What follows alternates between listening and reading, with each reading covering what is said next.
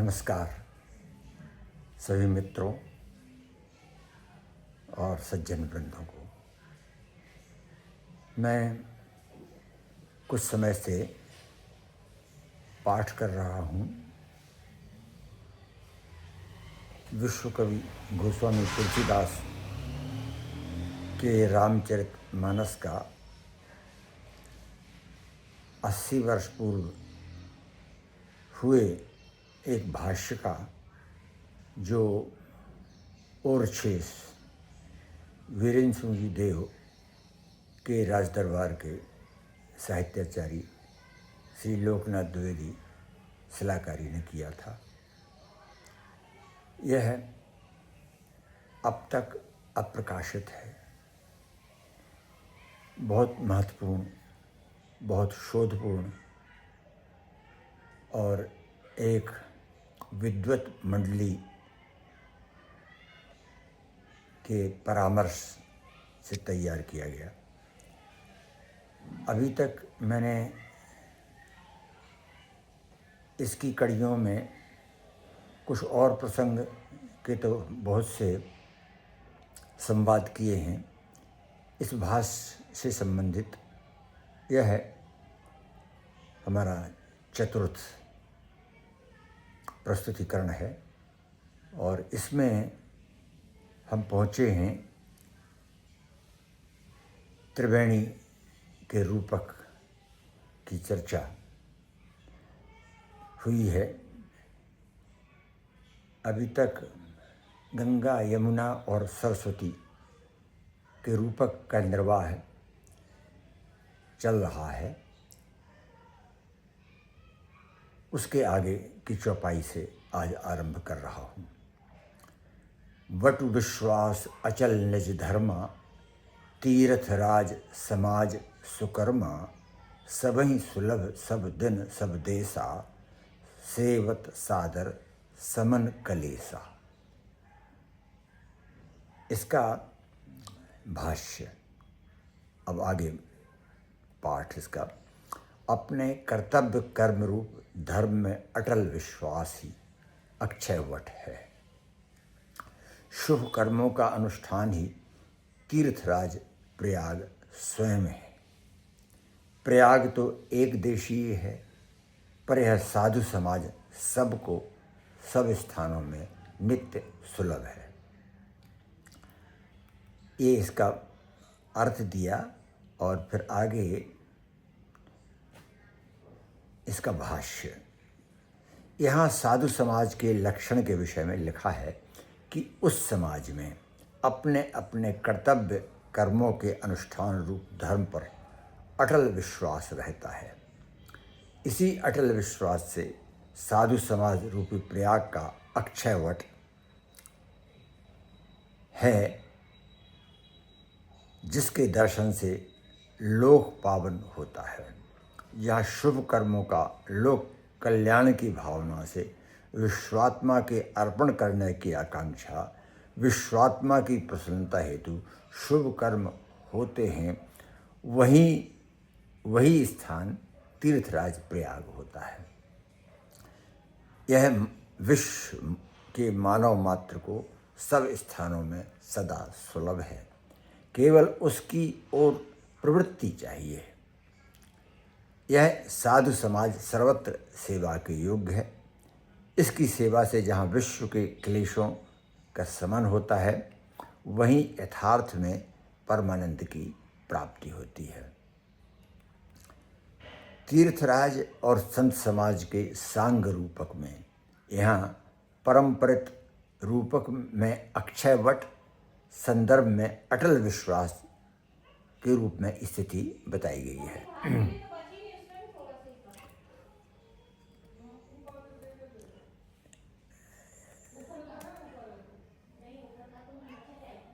यहाँ प्रयाग और साधु समाज का रूपक समाप्त हो जाता है और दोनों की संयुक्त वंदना में भी साधु समाज को प्रयाग से भी अधिक महत्व प्राप्त होता है।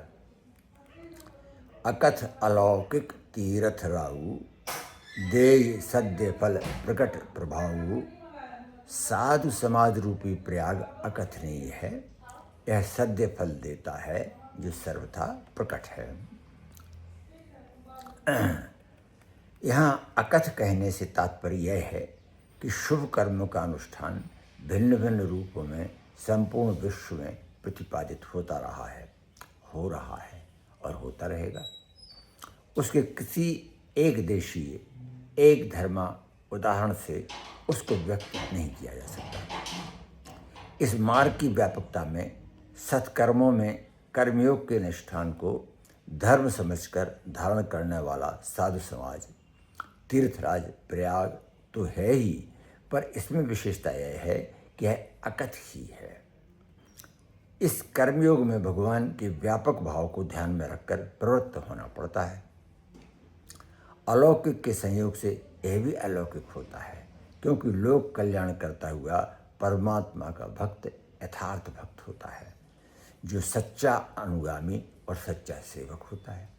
ऐसे कर्मों से संयुक्त उदाराशय साधु समाज उत्कर्ष करने वाला और पाप ताप हटाने वाला तीर्थराज प्रयाग ही है। इसके सत्संग से तुरंत फल प्राप्त होता है। इसका यह प्रभाव विश्व में प्रकट है। यहाँ अलंकार को पुनः स्मरण कराने हेतु तीर्थ राज का नाम मात्र ले उसे फल प्रदाता कहा है। उसका स्वभाव ही सद्य फल देने वाला है।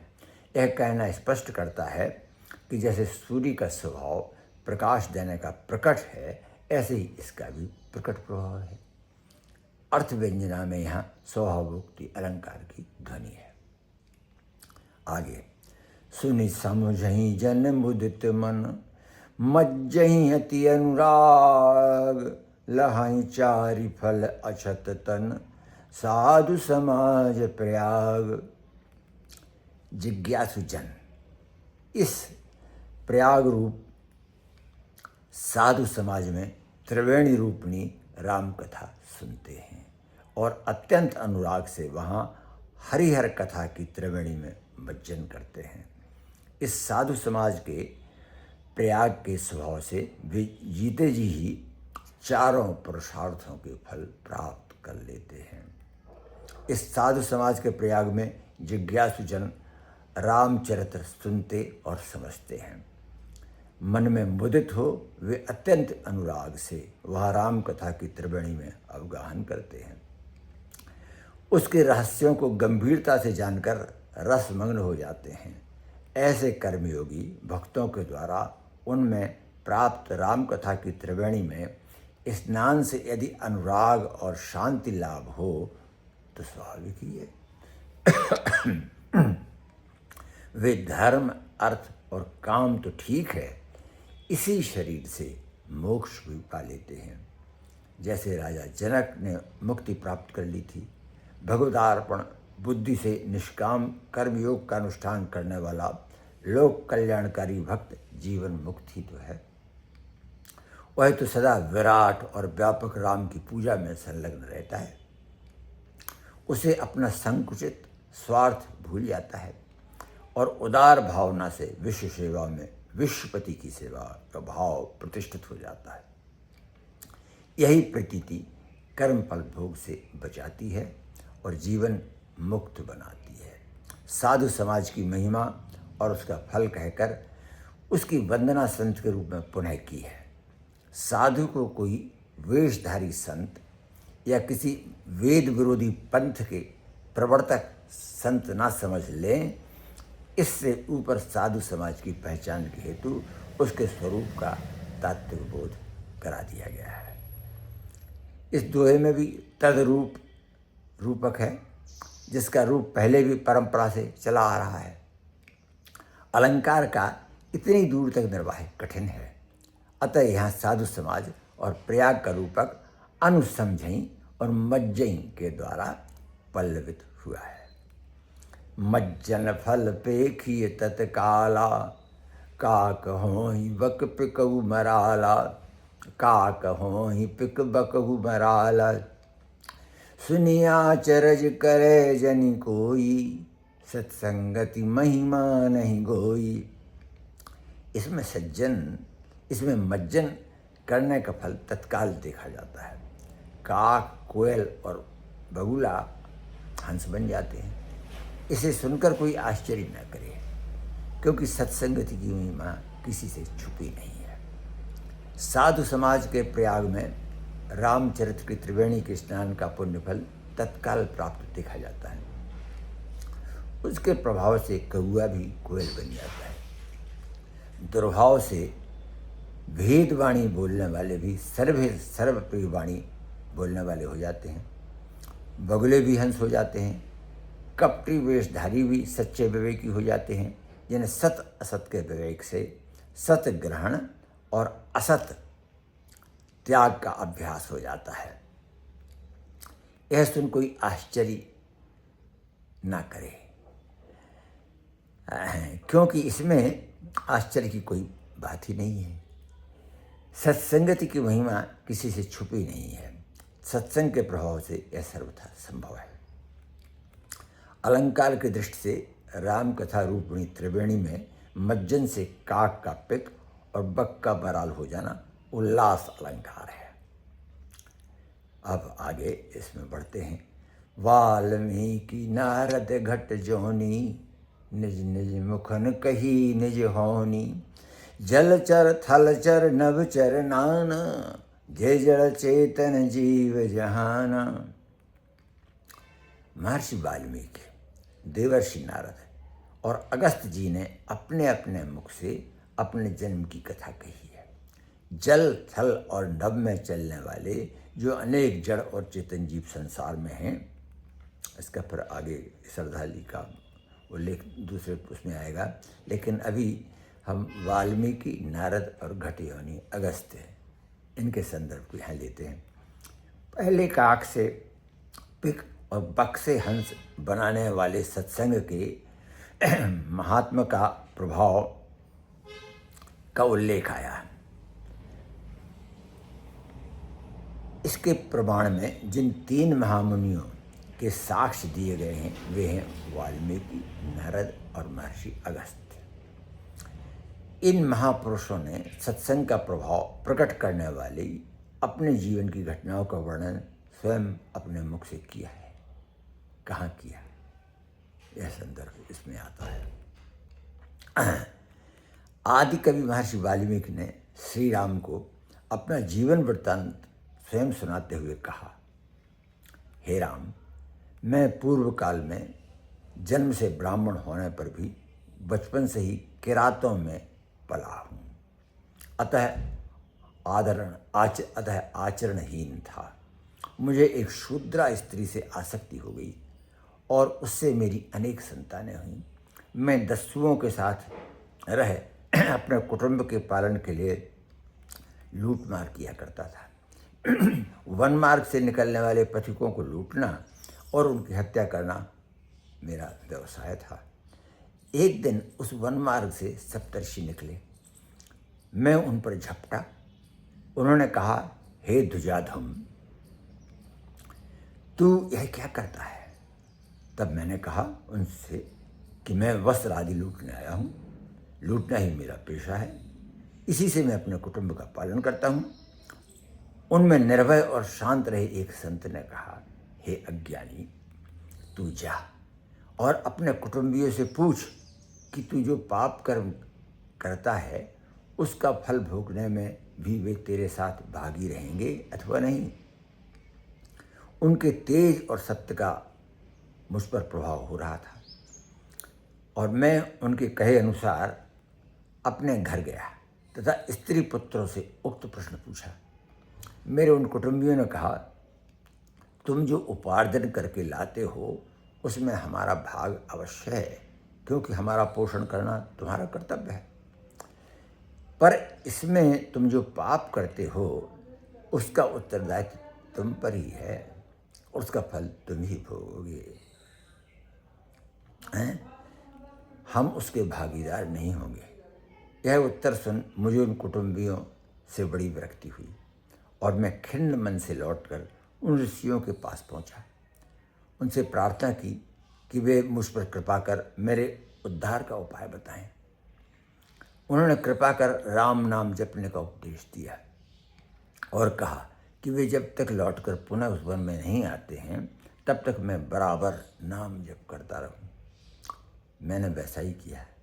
नाम जप में ऐसा तल्लीन हुआ नाम जप में ऐसा तल्लीन हुआ कि मुझे शरीर की सुधि भूल हुई। देह पर दीमक ने मिट्टी पोत दी। मिट्टी मेरे शरीर में वाल्मीकि के रूप में ठहर गई और मैं 1000 वर्ष तक उसी स्थान में स्थिर हो गया। पश्चात सप्तऋषियों के आने और बुलवाने पर मैं वाल्मीकि से बाहर निकला। इसी से मेरा नाम वाल्मीकि हो गया। हे राम, सत्संग का ही यह प्रभाव है कि आज आपने लक्ष्मण और सीता समेत मेरे स्थान पर आकर मुझे दर्शन दिया है। यह वृतांत अध्यात्म रामायण का है। आरण्यकांड अध्यात्म रामायण के अयोध्या कांड सर्ग 6, 64, 68 तक। देवर्षि नारद ने व्यास जी को अपने जीवन में सत्संग के प्रभाव की घटना सुनाते हुए स्वयं कहा, मैं एक वेदविद ब्राह्मण की दासी का पुत्र हूँ। यह व्यास जी को तब सुना रहे हैं नारद जी जब व्यास जी श्रीमद् भागवत की रचना का संकल्प ले चुके हैं और उसमें ये स्कंद 1 के अध्याय 5 और 6 में यह प्रसंग आता है।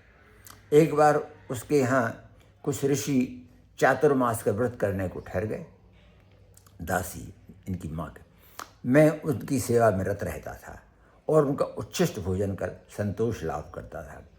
उनकी लगातार सेवा से मुझे सद्धर्म में विशेष रुचि उत्पन्न हो गई और मैं जितेंद्रिय रह केवल एक ही बार भोजन करता था।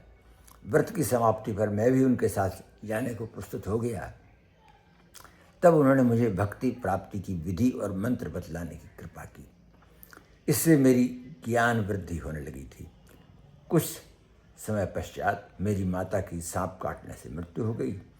तब मैं उत्तर दिशा की ओर निकल पड़ा और वन में तपस्या करने लगा। कुछ पश्चात मेरा प्राणांत हो गया। कल्पांत में जब भगवान विष्णु क्षीर समुद्र में योग निद्रा में शयन कर रहे थे तब ब्रह्मा के प्रणव घोष के साथ मेरी आत्मा का पुनर्जन्म हुआ।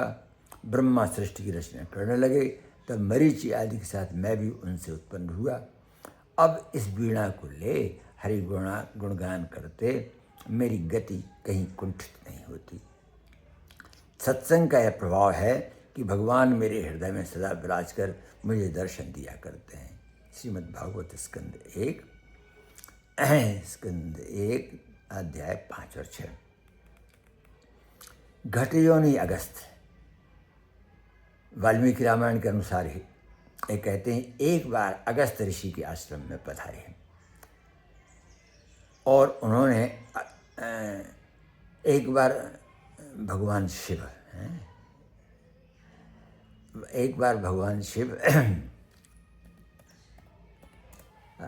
अगस्त ऋषि के आश्रम में पधारे और उन्होंने अगस्त जी से रामचरित्र सुनाने का अनुरोध किया। एक बार त्रेतायुग माही शंभु गए कुंभज ऋषि पाही, तुलसीदास जी ने लिया। तब अगस्त जी ने उनसे कहा कि हे शिव, आप तो महादेव हैं और मैं केवल घट से उत्पन्न हुआ ब्राह्मण ऋषि हूँ। एक बार उर्वशी अप्सरा मित्र सूर्य को वर्ण कर उनके यहाँ जा रही थी। मार्ग में वरुणदेव ने उसकी सुंदरता पर मोहित हो उसके साथ भोग की इच्छा प्रकट की। उसने मित्र के साथ वचनबद्ध होकर वहीं जाने के बारे में विनय की। तब वरुण ने कामातुर हो कहा कि मैं अपना शुक्र देव निर्मित घट में स्थापित करता हूँ। उसी घट से निमि के श्राप से शरीरहीन वशिष्ठ ने नर रूप धारण किया। अतएव घट में वशिष्ठ के सत्संग के प्रभाव से ही मैं इतना बड़ा महर्षि बना हूँ। यह अगस्त जी बता रहे हैं। वाल्मीकि रामायण उत्तरकांड सर्ग 56-57। मति कीरति गति भूति भलाई, जब जहीं जतन जहाँ जहीं पाई, सो जानव सत्संग प्रभाऊ, लोक वेद न आन उपाऊ। जब भी जहाँ भी जब भी जहाँ भी जिसने भी जिस यत्न से मति, यश, सद्गति, ऐश्वर्य और भलाई पाई है, उसी सत्संग का ही प्रभाव जानना चाहिए, क्योंकि इनकी प्राप्ति का लोक और वेद के अनुसार अन्य कोई दूसरा उपाय नहीं है। यह इसका अर्थ हुआ। सत्संग ही जल, थल, नवचर या किसी भी प्रकार के चेतन अथवा जड़ द्रव्य सभी के उत्कर्ष का आधार है। लौकिक विधान हो अथवा वैदिक विधान, सभी में सत्संग का प्रभाव है। सत्संग विवेक का कारण है, जिससे मति कीर्तिगामी होती है। बिनु सत्संग विवेक न होई, राम कृपा बिनु सुलभ न सोई। सत्संगति मुद मंगल मूला, सोई फल सिद्धि सकल, सोई फल सिद्धि सब साधन फूला। सत्संग के बिना विवेक ज्ञान नहीं होता, और वह राम की कृपा के बिना सुलभ नहीं है।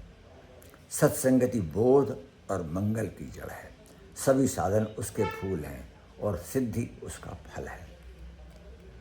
सत्संग से ही विवेक की प्राप्ति होती है, जिससे सत्य के ग्रहण और असत के त्याग की प्रवृत्ति आती है। जिस सत्संगति से विवेक प्राप्त होता है, वह सत्संगति भगवान श्री राम की कृपा के बिना सरलता से प्राप्त नहीं होती। राम कृपा से ही सत्संगति प्राप्त होती है, जो सब प्रकार के आनंद का मूल कारण है। संपूर्ण साधन तो फूल हैं, और उनके द्वारा प्राप्त होने वाली सत्संगति ही पुष्प है। और उस सत्संगति यहाँ विशेषकर राम कृपा रूप कारण से सत्संगति प्राप्त हो सकने का अर्थ ध्वनित होता है। सोई फल सिद्धि, फल है, सत्संगति ही फल है, पुष्प तो साधन।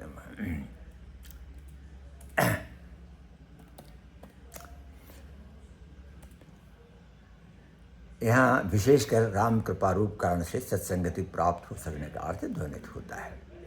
सठ सुधरहि सत्संगति पाई, पारस परस कुधातु सुहाई। विधिवश सुजन कुसंगति परहि, फनि मनि सम निज गुण अनुसरहि। सत्संगति पाकर सठवी ऐसे ही सुधर जाते हैं, जैसे पारस के स्पर्श से लोहा सोना हो जाता है। दैव योग से सज्जन भी कुसंगति में पड़ जाते हैं, पर वहाँ भी वे सर्प के कंठ पर स्थित मणि के समान ही अपने सद्गुणों का अनुसरण करते हैं। शठ जो अविवेकी होते हैं, सत्संगति प्राप्त करते ही सुधर जाते हैं। जैसे पारस के स्पर्श से लोहा भी सोना हो जाता है, उनका दोष दूर हो जाता है। जिस प्रकार पारस के स्पर्श से लोहा स्वर्ण हो जाता है, कभी कभी भाग्यवान सत्पुरुष भी कुसंगति में पड़ते देखे जाते हैं।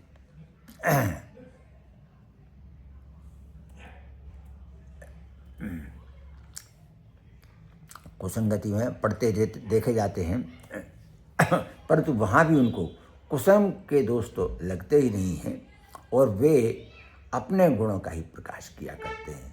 ठीक वैसे ही जैसे काले सर्प के फण की मणि में सर्प संसर्ग से कालापन अथवा विषत्व न आकर वह स्वप्रकाश में ही दीप्त रहती है मणि। अलंकार की दृष्टि से चौपाई में पूर्वार्ध और उत्तरार्ध दोनों में बिंब प्रतिबिंब संबंध होने तथा उपमेय वाक्य और उपमान से दृष्टांत अलंकार अत्यंत उत्कर्षपूर्ण स्थिति में है। विधि हरिहर कवि को विद्वानी, कहत साधु महिमा सकुचानी। सो मोसन कह जात न कैसे, साक बनिक मणि गुणगण जैसे। ब्रह्मा, विष्णु और शिव तथा कवि और कोविद की वाणी भी साधु की महिमा वर्णन करने में संकोच करती है। वह महिमा मुझसे तो वैसे ही नहीं कही जा सकती, जैसे शाक के विक्रेता कुंजड़े से मणियों के गुणगण वर्णित नहीं किए सकते। साधु महिमा यहाँ ऐसी विशाल, गंभीर और उच्च पराकाष्ठा में स्थित है कि उसका यथातथ्य वर्णन करने में ब्रह्मा, विष्णु और महेश आदि देवता तथा वाल्मीकि और व्यास आदि कवि कोविद भी संकोच करते हैं, क्योंकि इसे पूर्णतया वर्णित करने में वे असमर्थ ही रहते हैं। तुलसीदास उसे यह कहकर कहने में अपनी असमर्थता ही अनुभव कर रहे हैं। इस दोहे में दृष्टांत अलंकार उदाहरणों से स्पष्ट है।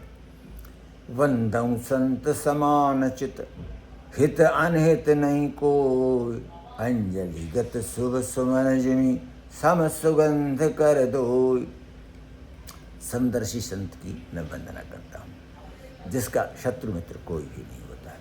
हाथ की अंजलि में सुगंधित पुष्प तो जैसे दोनों ही हाथों को समान रूप से सुगंधित करते हैं। यहाँ संत को समांचित कहा है। एक परमात्मा की प्रतीति से वह रहता है। वह व्यक्तिगत स्तर पर अपने हित अथवा अहित के स्वार्थ भाव से दूषित नहीं होता है। उसका कोई शत्रु अथवा मित्र नहीं होता। विवेक बुद्धि से जो कर्तव्य कर्म करता है उससे सभी को समान लाभ होता है। इस दोहे में बिंब प्रतिबिंब भाव रखकर दृष्टांत के द्वारा अर्थ को झलकाया गया है। यह संत की क्रिया और फल दोनों ही रूपों में प्रकट और अभिव्यक्त है। संत सरल चित जगत हित, जानि स्वभाव स्नेहु, बाल विनय सुनि करि कृपा, राम चरण रति देव। हे सहज निर्मल स्वभाव वाले लोक हितकारी संत, मेरा स्वभाव जानकर मेरी प्रकृति और रुचि के अनुकूल मेरी बाल विनय सुनकर कृपा करके मुझे श्री राम के चरणों की भक्ति प्रदान करिए। संत को सरलचित और जगत हितकारी कहा है। इसमें संत के स्वभाव और कर्म दोनों का समावेश हो गया है। सरल स्वभाव वाले और लोक कल्याणकारी होने में संत का गौरव है। गोस्वामी तुलसीदास यहाँ श्री राम के प्रति अपने अनुरागपूर्ण स्वभाव को ऐसे उदार संतों की कृपा प्राप्ति हेतु आदरपूर्वक समर्पित करते हैं। संत सरल चित जगत हित, जानि स्वभाव स्नेहु। इसमें 6 का अनुप्रास को स्पष्ट रूप से देखा जा सकता है।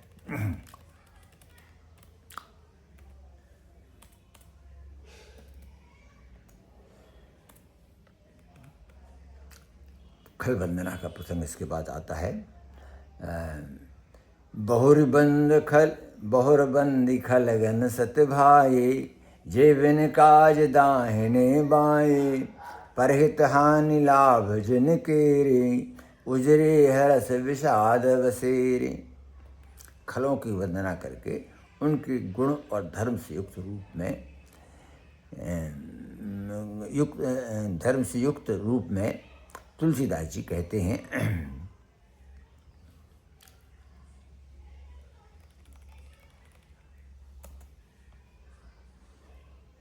कि मैं अब शुद्ध भाव से दुष्ट जनों की वंदना करता हूँ, जो अकारण ही अनुकूल के भी प्रतिकूल चलते हैं और जिन्हें परहित की हानि में ही लाभ दिखाई देता है तथा पराय उजाड़ से हर्ष होता है। दूसरों के सुखी रहने पर उन्हें विषाद उमड़ता है। बहुरी से आरंभ कर तुलसीदास जी संतों की वंदना की भव्यता और महत्ता की ओर से विषयांतर का संकेत दे रहे हैं। ब्रह्मा के बनाए विश्व में खलों का भी एक पक्ष है। इनमें भी चेतन सत्ता वास करती है, अतः वे भी वंदनीय हो जाते हैं। किंतु खलों का उल्लेख करते हुए तुलसीदास जी उनके गुणधर्म कथन में सत्य ही प्रकट करते हैं। उनके आचरण और व्यवहार की संतों से विपरीत और विरुद्ध गति उनकी एक पहचान ही बनती है। इसलिए वे कहते हैं कि खलगण उपकार करने वाले का भी अकारण अपकार करते हैं। अपने अनुकूल के भी प्रतिकूल चलना उनका एक स्वभाव सिद्ध कर्म हो जाता है। उनमें स्वार्थ का भाव इतना प्रबल होता है कि किसी का लाभ होते देख वे अपनी स्वयं की हानि ही अनुभव करने लगते हैं। इसी से उन्हें परहित में अपनी हानि का आभास होता है। यही कारण है कि उन्हें अपने लाभ की दृष्टि से दूसरे के हित की हानि की प्रतीक्षा रहती है। तुलसीदास जी की इस चौपाई की भाषा टकसाली, चुटीली, शब्द समृद्ध और लचीली है, जिसमें अलंकृत वर्ण ध्वनि के साथ आनुप्रासिक छटा और पदस्थापना कौशल विद्यमान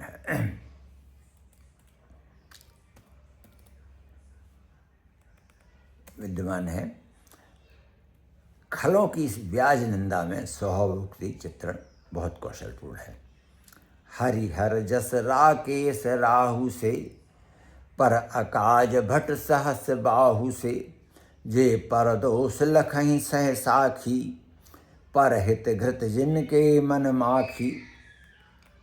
जो विष्णु और शिव के यश चंद्र को ग्रसने के लिए राहु के समान है तथा दूसरों की हानि करने में सहस्र बाहु के समान सूर हैं, जो परदोष 1000 आँखों वाले बनकर देखते हैं और दूसरे के हित रूपी घट में जिनका मन मक्खी के समान अवस्थित रहता है। हरि और हर के गुणों के स्मरण और अनुसरण से विमुख वे उनके उज्ज्वल चरित्र को भी वैसा ही ढक देना चाहते हैं जैसा कि राहु ने छलपूर्वक सुधा का पान करके किया। इसके अतिरिक्त एक और जो ध्वनि यहाँ है वह यह है कि हरि और हर के विश्व मान्य आदर्श को कुतर्क से वे ढक देना चाहते हैं और जो उनके लिए कीड़ा मात्र है। वीर का स्थायी भाव उत्साह है, पराई हानि के लिए दुस्साहस करके प्राण तक की बलि देने का जिसमें उत्साह है, स्वयं अपमान का भी सहकार वह दूसरे की हानि करते हुए स्वयं ही कर्मवीरता से प्रकट करता है। वे पराया दोष बहुत बारीकी से देखते हैं, मानो इसके लिए उन्हें 1000 आँखें मिली हों। देवराज इंद्र शास्त्र नेत्र हैं। यह ध्वनि यह है कि इनकी दृष्टि में इंद्र का सा बल ही जैसे आ जाता है जिसे वे दूसरे के दोष दर्शन में उपयोग में लाते हैं। दूसरों के दोष दर्शन की उनकी संकल्प सिद्धि इतनी प्रगाढ़ है कि वे मक्खी बनकर दूसरों के हित रूपी घृत में आत्माहुति देने को सदैव तत्पर दिखाई देते हैं। उपमेय खलगनों के पृथक पृथक धर्मों के लिए भिन्न भिन्न उपमानों की श्रृंखला अर्थात माला ही प्रस्तुत कर देने में यहाँ मालोपमा की सुंदर झलक देखी जा सकती है।